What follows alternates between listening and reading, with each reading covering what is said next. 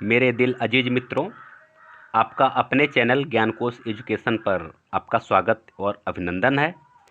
मित्रों, अभी आज सुबह जो मैं वीडियो डाला हूं काव्य लक्षण पर, आशा है कि आप सभी लोग उसको देख चुके होंगे और लाभ प्राप्त कर चुके होंगे। इस समय आपके सामने जो वीडियो प्रस्तुत है वह काव्य हेतु पर है, ठीक है ना।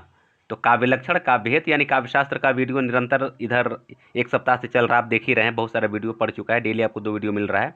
अगर आप नहीं देखे होंगे तो मेरे चैनल के प्लेलिस्ट में जाकर देख सकते हैं, या फिर इसी वीडियो के डिस्क्रिप्शन में भी सभी का लिंक पड़ा हुआ, आप उसको देख सकते हैं।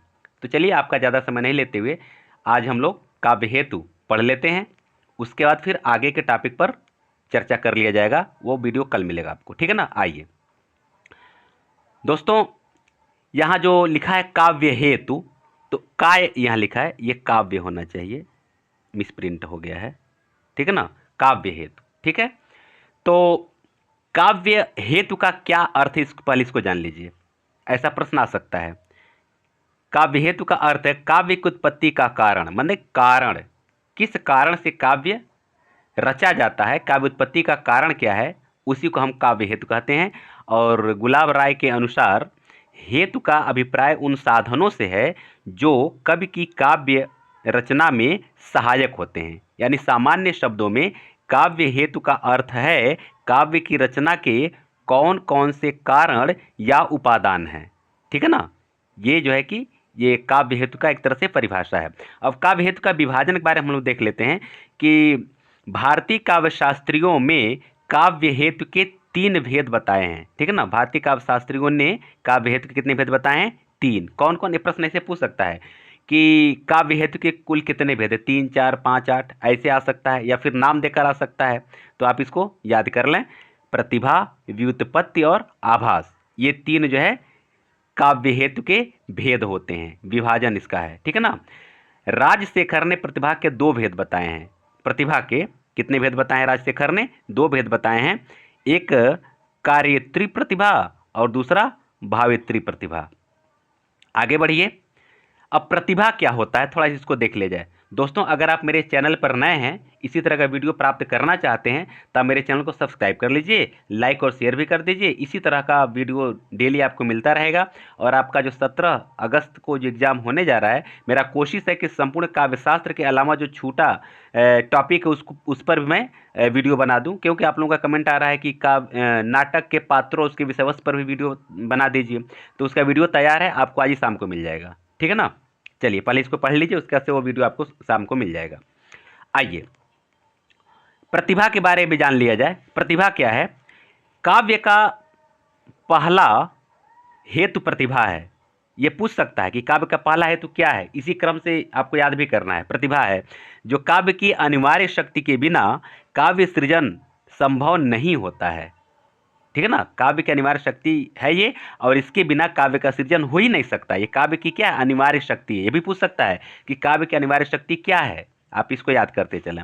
इसलिए इसे कवित्व का बीज माना गया है, यानी प्रतिभा को कवित्व का बीज माना गया है। प्रतिभा को जन्मजात देवी शक्ति और संस्कार रूप में माना जाता है, ठीक है ना। इसको भी आप तैयार कर लें। आगे देखिए, आचार्य मम्मट ने प्रतिभा को शक्ति माना है। किसने प्रतिभा को शक्ति माना है? आचार्य मम्मट ने। वे शक्ति, निपुणता और अभ्यास को सम्मिलित रूप से काव्य हेतु मानते हैं। काव्य प्रकाश में उन्होंने लिखा है, शक्तिर निपुणता लोकशास्त्र काव्याद्यवेक्षणात् काव्यज्ञ शिक्षाभ्यास इति हेतुस्तदुद्भवे। यह काव्यशास्त्र में लिखा गया है। तो दोस्तों, इस पंक्ति को आप एक बार ध्यान दे दीजिएगा और इसको तैयार कर लीजिएगा, क्योंकि कभी कभी पंक्ति अगर पूछ देता है तो कन्फ्यूजन हो जाता है कि किसका है। तो ये काव्य प्रकाश का है। ये इससे 2 प्रश्न बन सकते हैं कि ये पंक्ति किस रचना का है, तो काव्य प्रकाश का है। किसका है, तो आचार्य मम्मट का है। अब इसमें कुछ शब्द को रिलेट कर लीजिएगा कि जो एक चीज़ आप याद कर लेंगे तो कहीं कोई दिक्कत नहीं रहेगा कि आचार्य मम्मट ने शक्ति को, प्रतिभा को शक्ति माना। किसको शक्ति माना है? प्रतिभा को शक्ति माना है। तो शक्ति निपुणता, शक्तिर निपुणता जिसमें दिख रहा है, तो सीधे आप रिलेट कर लीजिए कि मम्मट का ही होगा, क्योंकि मम्मट ने ही प्रतिभा को शक्ति माना है। तो शक्तिर निपुणता लोक शास्त्र, जिस भी पंक्ति में आपको लगे कि हाँ ये पंक्ति अगर है तो मम्मट का है, ऐसे आप रिलेट करके तैयार कर सकते हैं। आइए आगे इसका परिभाषा भी बता दें, अर्थ भी बता दिए हैं, ठीक है ना। चलिए आगे हम लोग बढ़ लेते हैं, आपका समय बचाना है। राजशेखर को हम लोग देख लेते हैं।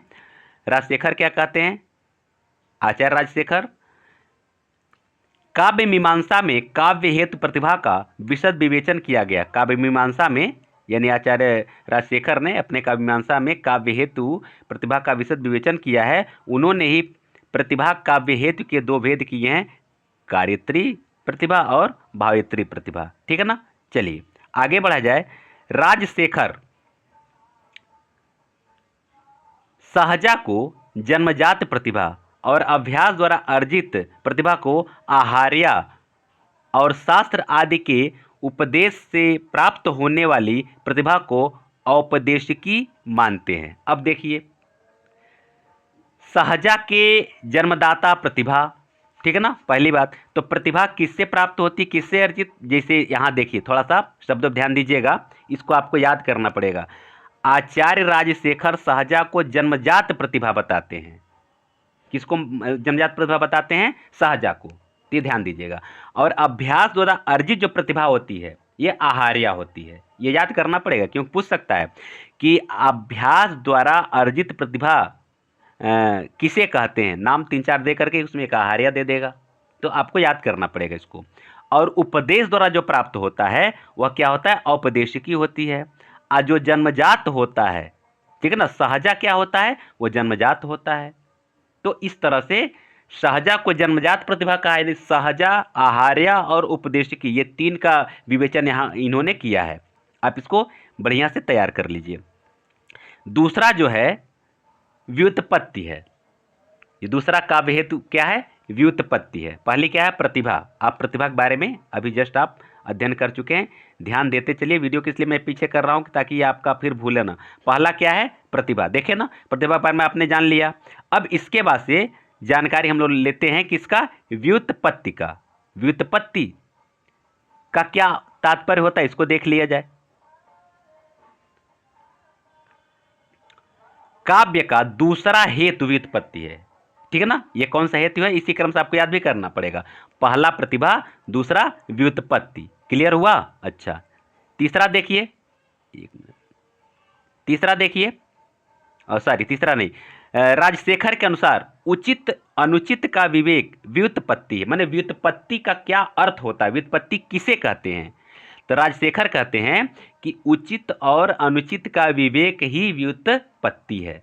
और इनका जो सूत्र है या श्लोक है, उचित नुचिता विवेको व्युत्पत्ति। अब देखिए, जहाँ व्युत्पत्ति अगर श्लोक मान ली दे दिया और पूछ दिया कि किसका है, तो ये सीधे आप कर लेंगे राजशेखर। राजशेखर अब विकल्प होंगे तो आप उनको टिक कर सकते हैं। उचित नुचिता विवेको व्युत्पत्ति, जहाँ व्युत्पत्ति है और व्युत्पत्ति के बारे में ये बता रहे हैं कि अनुचित अनुचित का विवेक व्युत्पत्ति है, इसको आप रिलेट करके तैयार कर लीजिएगा। वे इस व्युत्पत्ति हेतु का अर्थ बहुज्ञता मानते हैं। प्रश्न पूछ सकता है, व्युत्पत्ति हेतु का अर्थ बहुज्ञता कौन मानते हैं, तो आपको याद करना पड़ेगा राजशेखर, क्लियर है। आचार्य वामन ने इसका अर्थ विद्या परिज्ञान माना है। किसको, व्युत्पत्ति को, वो व्युत्पत्ति को बहुज्ञता मानते हैं। और ये आचार्य वामन व्युत्पत्ति को क्या मानते हैं, विद्या परिज्ञान मानते हैं। इसका अर्थ क्या क्या कहते हैं, विद्या का परिज्ञान है। आइए रुद्रट क्या कहते हैं, रुद्रट के अनुसार छंद, व्याकरण, कला, लोक स्थिति, पद और पदार्थों के विशेष ज्ञान से उचित अनुचित को सम्यक परिज्ञान की व्युत्पत्ति है। ये रुद्रट का सिद्धांत है, ठीक है ना। आचार्य मम्मट क्या कहते हैं, मम्मट ने कहा है कि व्युत्पत्ति को निपुणता, ये क्या मानते हैं, व्युत्पत्ति को क्या मानते हैं, निपुणता मानते हैं। तो इसको आप नोट्स भी बनाते चल, बढ़िया रहेगा कि व्युत्पत्ति को कौन क्या कहा है। एक बार फिर से मैं आपको ऊपर से इंगित करा रहा हूं, बस मोटी मोटी चीज़ों का आपको ध्यान देना है। राजशेखर व्युत्पत्ति को क्या मानते हैं, तो यह बहुज्ञता मानते हैं, ठीक है ना। वामन क्या मानते हैं, विद्या का परिज्ञान मानते हैं। और रुद्रट का जो ये परिभाषा है क्या है, इनके अनुसार छंद, व्याकरण, कला, लोक की स्थिति, पद और पदार्थ के विशेष ज्ञान से उचित अनुचित के सम्यक परिज्ञान, मतलब एक तरह से ये भी परिज्ञान है, सम्यक परिज्ञान को ही मतलब व्युत्पत्ति मानते हैं, ठीक है ना। मम्मट क्या कहते हैं, ये व्युत्पत्ति को निपुणता मानते हैं और इनके अनुसार निपुणता लोक जीवन के अनुभव और निरीक्षण, शास्त्रों के अनुशीलन तथा काव्यादि विवेचन का परिणाम है, ठीक है। तो मूल आपको यही याद करना है कि आचार्य मम्मट ने व्युत्पत्ति को क्या माना है, तो निपुणता माना है, इसी पर ज़्यादा आपको फोकस करना है। संक्षेप में कहा जा सकता है कि बहुज्ञता में व्याकरण, शास्त्र, पुराण, इतिहास, लोक ज्ञान आदि इसमें समाहित है, जो कवि अर्जित करता है और काव्य रचना में प्रयुक्त कर उसे व्यापक अर्थ संदर्भ से युक्त बनाता है। तो आप इसको बढ़िया से दिमाग में सेट कर लीजिएगा। दोस्तों, अगर आप मेरे चैनल पर नए हैं, इसको सब्सक्राइब अवश्य कर लीजिए और लाइक और शेयर भी करते रहिए। लाइक तो बहुत शानदार कर रहे हैं, लेकिन शेयर की कमी दिख रही है दोस्तों, थोड़ा शेयर भी करते चले अपने दोस्तों को, ठीक है। बाकी सब तो बहुत अच्छा है, कोई दिक्कत नहीं, और हमें आपसे कोई शिकवा शिकायत भी नहीं है, ठीक है ना। मैं ऐसे ही कह दिया हूँ, लेकिन करते चलेंगे बहुत अच्छा रहेगा, ठीक है ना। कुछ शिकायत का तो आप चांस ही में नहीं दे सकते हैं, आप लोग बहुत अच्छे हैं और इस चैनल के साथ, हमारे साथ आपका बहुत स्नेह, आभार और दुलार है, प्यार है, सब कुछ है, ठीक है। आइए आगे चलिए। तीसरा है अभ्यास। अभ्यास क्या है, आचार्य राजशेखर के अनुसार निरंतर प्रयास करते रहने को अभ्यास कहते हैं। क्लियर है, अभ्यास का मतलब भी तो सीधा सीधा परिभाषा है और राजशेखर की ही परिभाषा है। लोग कहते हैं करत करत अभ्यास जड़, अभ्यास माने प्रयत्न करते रहना, प्रयास करते रहना, वही बात है। तो इनके अनुसार जो है कि निरंतर प्रयास करते रहना ही क्या है, अभ्यास है। कहने का तात्पर्य है कि अभ्यास व अनुशीलन काव्य रचना को दोषमुक्त और स्वच्छंद बनाने में सहायक होता है। तो ये जो 3 काव्य हेतु हैं, इसको बढ़िया से दिमाग में सेट कर लीजिएगा। इसको वीडियो को पढ़ते समय नोट्स बना लें तो काफ़ी अच्छा रहेगा, नहीं तो छोटा सा ही वीडियो चाहे तो आप उसको बार बार देख भी सकते हैं, कोई दिक्कत नहीं है। आगे देखिए, निष्कर्ष रूप में प्रतिभा ही महत्वपूर्ण काव्य हेतु सिद्ध होता है। व्युत्पत्ति और अभ्यास उसके सहायक तत्व माने जा सकते हैं, जो काव्य रचना को पूर्णता प्रदान करने में आवश्यक हैं। अब आइए हम लोग देखते हैं काव्य हेतु के संबंध में विभिन्न आचार्यों की दृष्टि क्या है। आप इसके बारे में जान लीजिए कि काव्य हेतु के बारे में जो विभिन्न आचार्य हैं वो इसके बारे में क्या सोचते हैं। तो आइए, वामन क्या कहते हैं। वामन का कहना है कि काव्यालंकार, वामन में काव्यालंकार में कवि की प्रतिभा को ही काव्य सृजन का हेतु माना है। ये कहते हैं कि कवि की प्रतिभा काव्य सृजन का हेतु, मान काव्य सृजन का हेतु क्या है, मूल हेतु क्या है, तो कवि की प्रतिभा है। ये किसका कहना है, आचार्य भामह का कहना है। और किसमें, देखिए इससे 3 प्रश्न बनेंगे कि काव्य सृजन का मूल हेतु प्रतिभा माना है, किसने माना है, तो आपका हो जाएगा आचार्य भामह ने माना है। और काव्य की प्रतिभा, कवि की प्रतिभा काव्य सृजन का मूल हेतु है, यह किस ग्रंथ से उद्धृत है, ऐसे भी, या किस ग्रंथ से की पंक्ति है, ऐसे भी पूछ सकते हैं, तो काव्य अलंकार हो जाएगा। ऐसे रिलेट करके क्वेश्चन को आप सेट करते चलें दिमाग में, तब आपको कोई दिक्कत नहीं रहेगा। अब ये जो है कि इनका जो श्लोक है, जो सूत्र है या जो सिद्धांत, इसको देख लीजिए। गुरुपदेशाद धेतुम शास्त्रम जड़धियो अप्यलम काव्यम तु जायते जातु कस्यचित प्रतिभावतः। ये इनका सिद्धांत है, या यूं कहिए ये इनका सूत्र है। आप इसको ध्यान दे दीजिएगा। गुरुपदेशात वाला अगर बात आती है तो रिलेट कर लीजिएगा, आचार्य भामह का है। दंडी क्या कहते हैं, दंडी ने नैसर्गिक प्रतिभा, निर्मल शास्त्र ज्ञान तथा सदृढ़ अभ्यास को काव्य सृजन का हेतु माना है। दंडी ने नैसर्गिक प्रतिभा, निर्मल शास्त्र ज्ञान और दृढ़ प्रतिभा को काव्य सृजन का हेतु माना है। इनका जो सिद्धांत है वो क्या है, नैसर्गिकी च प्रतिभा सुतम च बहु निर्मलम अमंदाश्चाभि योगो अस्याह कारणम काव्यम संपदा। तो नैसर्गिकी प्रतिभा देख रहे हैं ना, और नैसर्गिक प्रतिभा यहाँ ऊपर है, नैसर्गिकी प्रतिभा, नैसर्गिक प्रतिभा। तो नैसर्गिकी प्रतिभा अगर जहाँ आपको दिखता है, वह सीधे आप दंडी से इसका रिलेट कर लीजिएगा और आपका कन्फ्यूजन नहीं रहेगा। बस 1 आध 2 शब्द को पकड़ लिए। ट्रिक मैं आपको बता रहा हूँ, ट्रिक बता रहा हूँ कि कुछ एक दो चर्चित शब्दों को पकड़ लीजिए और उनसे उनके व्याख्याताओं का या फिर सिद्धांतों का या फिर जो जिनकी पंक्तियां हैं उनसे आप उनको आप तैयार कर सकते हैं। आगे देखिए आचार्य वामन क्या कहते हैं। वामन ने काव्य हेतु के बदले काव्यांग शब्द का प्रयोग किया है। प्रश्न आ सकता है कि काव्य हेतु के बदले काव्यांग शब्द का प्रयोग किस आचार्य ने किया है। तो किसने किया है? वामन ने किया है। इन्होंने लोक विद्या और प्रकीर्ण को काव्यांग यानी काव्य हेतु स्वीकार किया है। यहाँ पर लोक का तात्पर्य लोक व्यवहार है। ठीक है ना, इसको आप बढ़िया से मूल चीज यही है, काव्यांग शब्द का प्रयोग किया है। बाकी और तो आप देख सकते हैं, कोई दिक्कत नहीं है। आगे बढ़ते हैं। आचार्य वामन प्रतिभा को ही काव्य सृजन का मूल हेतु मानते हैं। प्रतिभा को काव्य सृजन का मूल हेतु मानते हैं। अब यहाँ देखिए इनका एक सिद्धांत है, क्या है? कवित्वस्य बीजम प्रतिभावानम कवित्वम बीजम। ठीक है ना, यानी कि ये काव्य का बीज माने हैं, कवित्व का बीज माने, काव्य का ये बीज माने हैं। तो इस तरह से जो है कि काव्य सृजन का मूल हेतु मानते हैं प्रतिभा को। आगे देखिए रुद्रट ने क्या कहा। रुद्रट ने कहा है, रुद्रट ने शक्ति यानी प्रतिभा, व्युत्पत्ति और अभ्यास तीनों को काव्य हेतु माना। ये सबको काव्य हेतु माने हैं, यानी कि प्रतिभा को शक्ति कहते हैं। तो निशक्ति यानी प्रतिभा, व्युत्पत्ति और अभ्यास तीनों को काव्य हेतु माना है। और इन्होंने प्रतिभा को क्या कहा है? शक्ति कहा है। देखिए यहाँ से एक प्रश्न बन सकता है कि प्रतिभा को शक्ति किसने कहा है? तो आचार्य रुद्रट ने कहा है। ये ध्यान दीजिएगा, ठीक है। आचार्य रुद्रट ने प्रतिभा के दो भेद, कौन कौन भेद माने हैं? सहजा और उत्पद्या। प्रश्न आ सकता है कि सहजा और उत्पद्या नामक भेद किस आचार्य ने माना है, या रुद्रट ने प्रतिभा के कितने भेद माना है, या रुद्रट ने प्रतिभा के कौन कौन से भेद माना है। तो सहजा उत्पद्या, चार विकल्प में एक यह रहेगा, दो कोई और दे सकता है। ऐसे करके भी प्रश्न पूछा जाता है, याद कर लीजिएगा। इनके अनुसार सहजा नैसर्गिक शक्ति है तथा उपाद्या व्युत्पत्ति शक्ति है।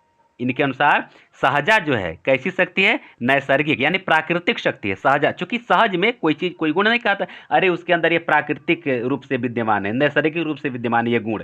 तो जो सहज में उत्पन्न होता है नैसर्गिक है, और जो उत्पाद्य मन उत्पन्न होती है, तो कहीं ना कहीं से सीखने से, देखने से उत्पन्न होती है। तो ऐसी शक्ति को ये क्या कहते हैं? व्युत्पत्ति शक्ति कहते हैं। व्युत्पत्ति उपाध्याय को व्युत्पत्ति शक्ति कहते हैं, कहीं से उत्पन्न हुई है। आगे देखिए आचार्य मम्मट ने क्या कहा है। आचार्य मम्मट ने शक्ति, निपुणता तथा अभ्यास का संयुक्त रूप से हेतु माना है। वह शक्ति को, निपुणता को, अभ्यास को, ये तीनों रूपों को संयुक्त रूप से इसका काव्य का हेतु माना है। इनका एक जो सूत्र है या सिद्धांत है, देख लीजिए।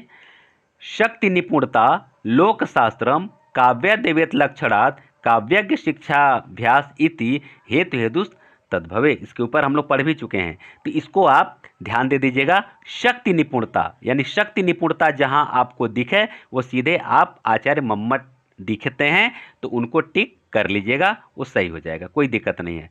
अब आइए आचार्य जयदेव ने चंद्रालोक में लिखा है, श्रुत यानी व्युत्पत्ति और अभ्यास सहित प्रतिभा ही कविता का हेतु है। जैसे मिट्टी पानी के संयोग से बीज बढ़कर लता का रूप ग्रहण करता है, ये इनका सिद्धांत है।